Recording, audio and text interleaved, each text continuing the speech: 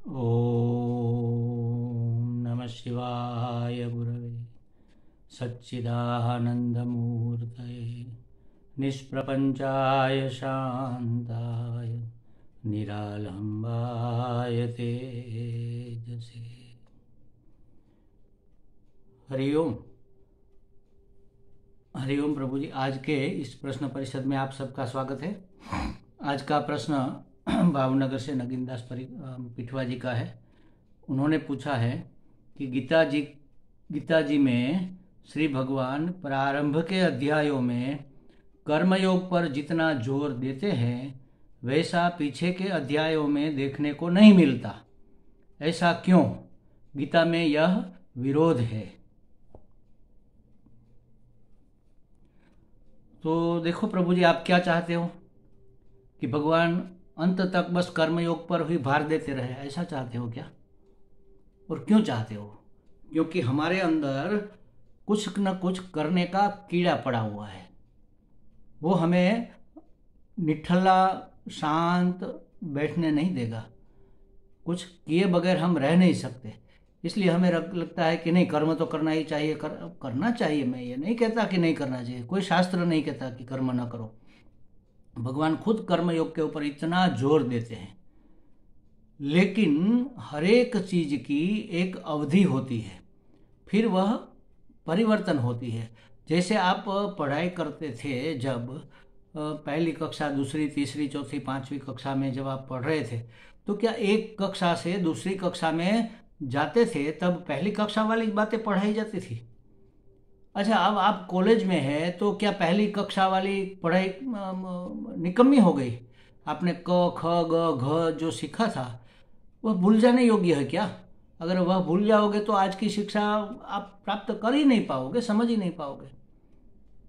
उसका मूल्य है, लेकिन किसका कितना मूल्य है यह विवेक हमें करना चाहिए। हमारे शास्त्र, हमारे परमात्मा, हमारे सद्गुरु हमें यह विवेक सिखाते हैं।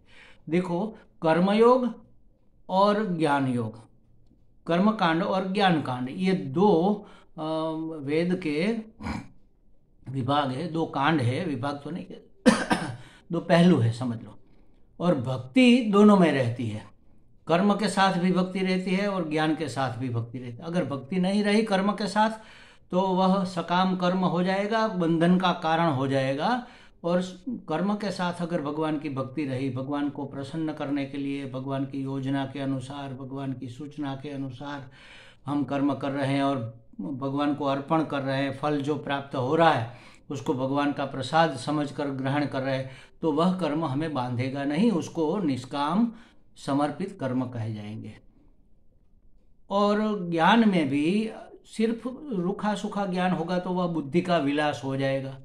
उसमें अगर श्रद्धा नहीं है, श्रद्धा के रूप में वहाँ भक्ति रहती है, तो अगर उसमें श्रद्धा नहीं है तो श्रद्धावान लभते ज्ञानम, श्रद्धा के बगैर तो ज्ञान की प्राप्ति होगी नहीं।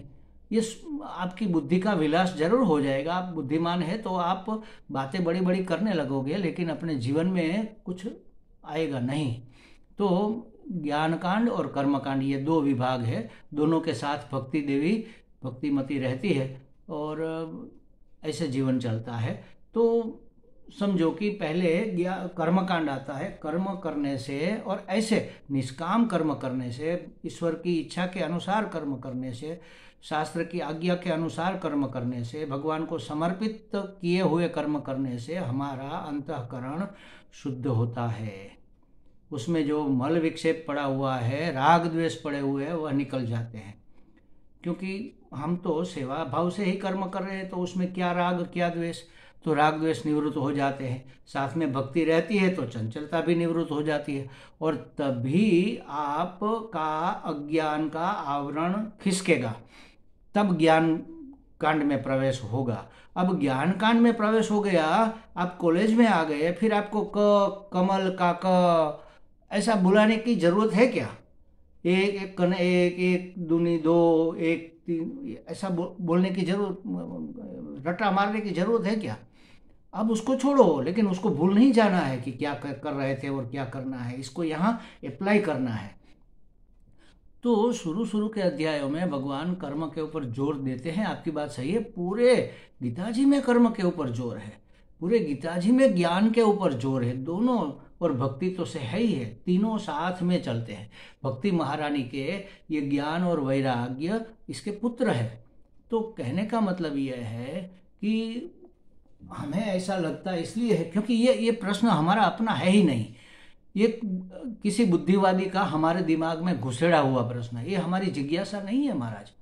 जिज्ञासा तो ये होनी चाहिए कि अरे ये भगवान कैसे मिले, अरे मैं कौन हूँ, ये जीव क्या है, ये जगत क्या है, ये जगदीश ने ऐसी योजना किस लिए बनाई होगी, वह कैसे हमारा कल्याण कर रहा है, कैसे हमें हर कदम पर हमारे लिए सहायक हो रहा है। ये सब जिज्ञासा वाले सुतर्क है। ये तो किसी पंडित ने, किसी महाविद्वान ने आपके दिमाग में घुसेड़ा हुआ है, वह चाहे प्रवचन से हो चाहे आपने कहीं पढ़ा हो, लेकिन ये अपना प्रश्न नहीं है और इसका कोई उपयोग हमारे सुखी होने में नहीं है, हमारे स्वरूप की प्राप्ति में नहीं है, हमारे आनंद की प्राप्ति में नहीं है। फिर भी मनुष्य विचारशील है तो विचार आएगा कि भाई ऐसा भगवान ने क्यों किया होगा। तो सोचो, एक कहानी में सुनाता हूँ, क्योंकि हम कर्मोहोलिक है, बिना किए कुछ रह नहीं सकते, इसलिए हमें लगता है कि नहीं भगवान ने कर्म को छोड़ दिया। अरे छोड़ा नहीं है। अब ज्ञान की देखो, आपने जब गैस के ऊपर, चूल्हे के ऊपर खिचड़ी बनाने के लिए रख दी, गैस फास्ट कर दिया, चूल्हा जला दिया, अब 1 सीटी बज गई कुकर की, 2 सीटी बज गई, 3 सीटी बज गई, फिर क्या होगा? फिर धीरे धीरे आप गैस स्लो कर दोगे या तो बंद कर दोगे। स्लो कर दिया फिर बंद भी करना पड़ेगा। तो भाई क्यों बंद किया? जब बंद ही करना था तो चालू क्यों किया? जो काम था वह हो गया, जो पकना था वह पक गया। हमारी परिपक्वता के लिए कर्म की अग्नि जलाई जाती है महाराज, हमारी इमोशनल मैच्योरिटी के लिए। अब आप परिपक्व हो गए तो फिर उसी के क्लास में रहना जरूरी नहीं है, उसको छोड़ना भी चाहिए, लेकिन हम छोड़ना नहीं चाहते। विषयों की वासना हमें छोड़ने नहीं देती। ये कर लो, वो कर लो, यहाँ पहुँच जाओ, वहाँ पहुँच जाओ, इसको प्राप्त कर लो, उसको। और ये सब करने का साधन तो कर्म है, तो इसलिए हम कुछ किए बगैर रह नहीं सकते। एक मंदिर में, मैंने इसके पहले भी ये कहानी सुनाई है, एक मंदिर में एक महात्मा बस बैठे रहते थे, मंदिर का प्रसाद उसे मिल जाता था। साउथ के मंदिरों में कड़ा प्रसाद बनता है, बड़ा प्रसाद बनता है, जैसे समझो कि चावल मीठे भात बनते हैं, तो बहुत सारे मीठे भात बनते हैं। उसमें से एक कटोरी इस महात्मा को भी दे दिया जाता था, एक कटोरी पुजारी अपने घर ले जाया करता था, एक कटोरी ऑफिस बेरर को दिया जाता था, एक आध कटोरी ट्रस्टी के घर में भेज देते थे, बाकी जो बचता था वो एक एक चम्मच भर भर के साधकों को, दर्शनार्थियों को प्रसाद रूप में दिया जाता था। अब वहाँ का ट्रस्टी मंडल बदल गया और जो नया ट्रस्टी आया उसने पूछा कि भाई ये इतना सारा प्रसाद क्यों बनता है, क्या उपयोग है इसका? तो उसने बताया कि ऐसे ऐसे एक कटोरी आपके यहाँ जाएगा, एक कटोरी मेरे यहाँ जाएगा, एक यहाँ एक वहाँ, एक इस महात्मा को। अरे ये महात्मा क्या करता है? तो कुछ नहीं करता, तो उसको मत दो। उसको देना बंद कर दिया। महात्मा तो भूखे रह गए, क्योंकि और कुछ करते नहीं थे। सुबह में आकर बैठ जाते मंदिर में, भगवान का नाम लेते, बैठते, बस बैठे रहते और प्रसाद मिल जाता, खाकर फिर जाके अपनी झोपड़ी में सो जाते। तो उसने पूछा उसको मत दो, उसको नहीं दिया, वो भूखे रह गए। दूसरे दिन नहीं मिला, तीसरे दिन पुजारी को दया आ गई, उसने कहा कि महाराज जी हमें माफ़ करना, हमें क्षमा करना, हम आपको प्रसाद नहीं दे पा रहे क्योंकि हमारे ट्रस्टी ने हमें मना कर दिया है, आप मेरे बारे में कुछ गलत मत सोचना। महाराज ने कहा कोई बात नहीं, भेजो तुम्हारे ट्रस्टी को यहाँ बुलाओ। बुलाया कि महाराज क्यों प्रसाद बंद कर दिया? तो आप कुछ करते धरते तो हो नहीं, मुफ्त में थोड़े ही मिलेगा। अच्छा, कुछ न करना, ये कुछ करना नहीं है, इसमें क्या करना है? बैठो मेरे पास। बैठ गया, ये लो बैठ गया मैं, बैठने में इसमें क्या है? अब आप कुछ मत करो। हाँ नहीं करेंगे, बैठेंगे तो क्या करेंगे? तो थोड़ी देर बैठा, फिर ऐसे ऐसे वो गिनने लगा, वहाँ जो खंबे थे उसको, आई खंबे मत गिनो, बैठो ऐसे ही। फिर थोड़ी देर बैठा, फिर खुजलाने लगा, फिर ये करने लगा, आई चुपचाप बैठो। अरे महाराज ये तो बड़ा कठिन है चुप बैठना। वही तो, कुछ न करना बहुत ही मुश्किल है महाराज। तो कर्म सिद्धि होने के बाद नैष्कर्म्य सिद्धि भी होनी चाहिए। नैष्कर्म्य सिद्धि माने कुछ न करते हुए अपने स्वरूप में स्थित रहना। हम करते नहीं है, जो होना है वो होता रहे। भूख लगी है भोजन होगा, नींद आ रही है तो नींद आ जाएगी। जो होता है अपने आप हो रहा है, हम करने वाले नहीं है, तो इसको कहेंगे निष्कर्म्य। तो भगवान ने धीरे धीरे कर्म योग से निष्कर्म्य की ओर, कर्म कांड से ज्ञान कांड की ओर अर्जुन को, क्योंकि अर्जुन का प्रश्न भी यही था सबसे महत्वपूर्ण। अर्जुन ने शुरू शुरू में कहा कि महाराज मेरी बुद्धि भ्रमित हो गई है, मुझे धर्म क्या है अधर्म क्या है कुछ समझ में नहीं आ रहा है। ये तो ठीक है, लेकिन मुझे क्या करना चाहिए और क्या नहीं करना चाहिए, युद्ध करूं या न करूं, मैं समझ नहीं पा रहा हूं। मैं आपके शरणागत हूं और आप मुझे अपने कल्याण का मार्ग दिखाइए। क्या कहा? कल्याण का मार्ग दिखाए। तो कल्याण तो किस में है? स्वस्वरूप की प्राप्ति में है, आत्मज्ञान में है, ब्रह्म ज्ञान में है। इसलिए धीरे धीरे कर्म कांड से भगवान उसको ब्रह्म ज्ञान की ओर, ज्ञान कांड की ओर ले जाते हैं। इसलिए हमें लगता है गीता जी में शुरुआत में तो कर्मयोग पर बड़ा जोर दिया है भगवान ने, पीछे क्यों ढीले हो गए? तो क्या उसको पकड़ के रखना चाहिए था?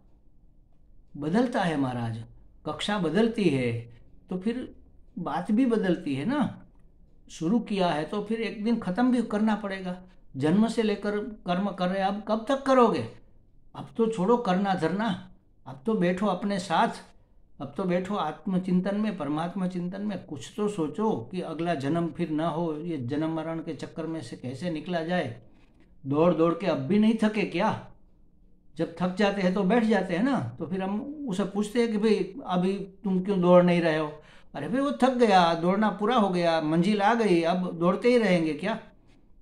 तो इस तरह से भगवान ने कर्म कांड पहले शुरू किया, उसमें जोर भी दिया, बाद में भी दिया है, लेकिन फिर धीरे धीरे उसके साथ ज्ञान कांड का अनावरण करना शुरू कर दिया और ज्ञान की बातें अर्जुन को सिखा दी, जिससे उसका आत्म कल्याण हो, जो कि उसका प्रश्न मूल था। हमें लगता है पिठुआ जी को ये बातें, कुछ नगीन दास जी को स्पष्ट हो गई होगी। हरि ओम।